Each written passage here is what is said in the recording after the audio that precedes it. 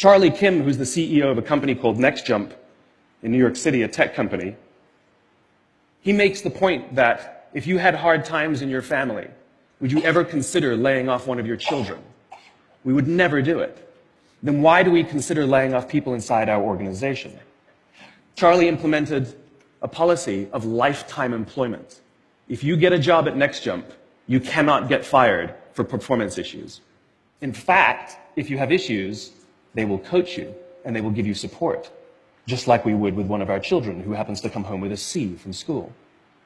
It's the complete opposite. This is the reason so many people have such a visceral hatred, sort of anger at some of these banking CEOs with their disproportionate salaries and bonus structures. It's not the numbers. It's that they have violated the very definition of leadership. They have violated this deep-seated social contract. We know that they allowed their people to be sacrificed so they could protect their own interests. Or worse, they sacrificed their people to protect their own interests. This is what so offends us, not the numbers. Would anybody be offended if we gave a $150 million bonus to Gandhi? How about a $250 million bonus to Mother Teresa? Do we have an issue with that? None at all. None at all. Great leaders would never sacrifice the people to save the numbers. They would sooner sacrifice the numbers to save the people. Bob Chapman, who runs a large manufacturing company in the Midwest called Barry-Wehmiller, in 2008, he was hit very hard by the recession, and they lost 30% of their orders overnight. Now, in a large manufacturing company, this is a big deal, and they could no longer afford their labor pool. They needed to save $10 million. So, like so many companies today, the board got together and discussed layoffs. And Bob refused. You see, Bob doesn't believe in head counts. Bob believes in heart counts. And it's much more difficult to simply reduce the heart count. And so they came up with a furlough program.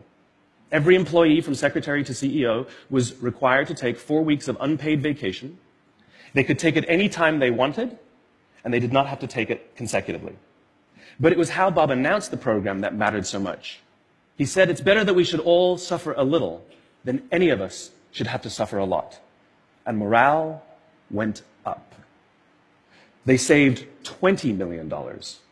And most importantly, as would be expected, when the people feel safe and protected by the leadership in the organization, the natural reaction is to trust and cooperate. And quite spontaneously, nobody expected, people started trading with each other. Those who could afford it more would trade with those who could afford it less. People would take 5 weeks so that somebody else only had to take 3. Leadership is a choice. It is not a rank. I know many people at the senior-most levels of organizations who are absolutely not leaders. They are authorities, and we do what they say because they have authority over us, but we would not follow them.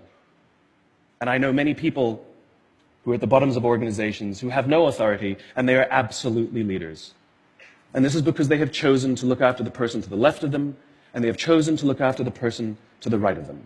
This is what a leader is. I heard a story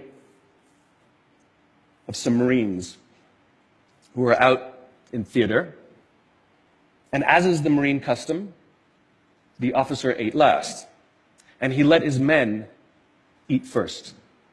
And when they were done, there was no food left for him. And when they went back out in the field, his men brought him some of their food so that he may eat. Because that's what happens. We call them leaders because they go first. We call them leaders because they take the risk before anybody else does. We call them leaders because they will choose to sacrifice so that their people may be safe and protected and so their people may gain. And when we do, the natural response is that our people will sacrifice for us. They will give us their blood and sweat and tears to see that their leader's vision comes to life. And when we ask them, why would you do that? Why would you give your blood and sweat and tears for that person? They all say the same thing. Because they would have done it for me. And isn't that the organization we would all like to work in? Thank you very much. Thank you.